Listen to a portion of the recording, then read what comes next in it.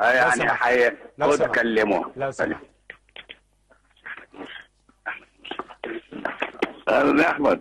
اولا تحياتي ونقول مبروك لحضرتك. الله يخليك، كم شكر يا احمد. ازاي حضرتك الاول؟ لا كويس الحمد لله، الحمد لله، الف شكر. حضرتك كنت متفائل بالبراءة؟ والله انا شعرت ان ما عملتش حاجه نعم خالص.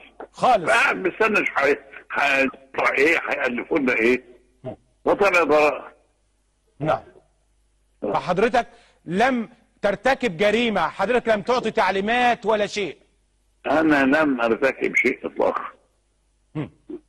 لم ارتكب شيء. نعم. انما بقى القضاء. نعم.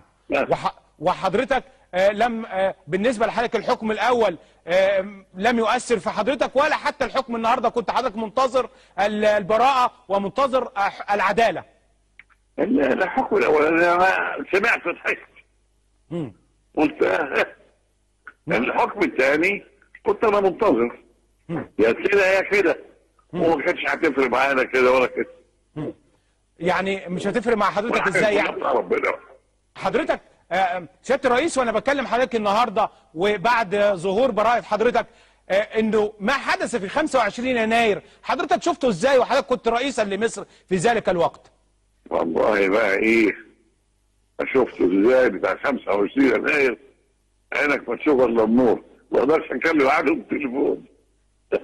لا يعني حضرتك شفت انه في ترتيبات داخليه وخارجيه؟ انا شفت احداث كده كنت بستغرب عليه.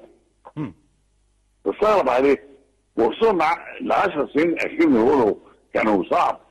ال 10 سنين الاخيرين ظهر فيها نتاج ال 20 سنه اللي قبلها. من تليفونات لي قلبوا علينا. ايه اللي بتحكموا؟ مين اللي قلبوا يا فندم؟ الامريكان ولا غير الامريكان يا فندم؟ نعم؟ الامريكان ولا غيرهم؟ الامريكان ولا غيرهم؟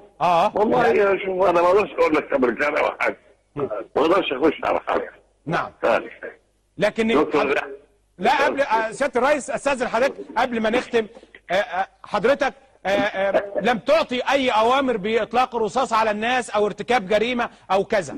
معلش انا خرجت بقى لان الدكاتره دخلوا يدوا له علاج، فانا خرجت من الاوضه يا احمد بيه. طيب خلاص يا فريد بيه. الله يخليك. طيب. والى اللقاء النهارده ان شاء الله. خلاص هننتظر حضرتك.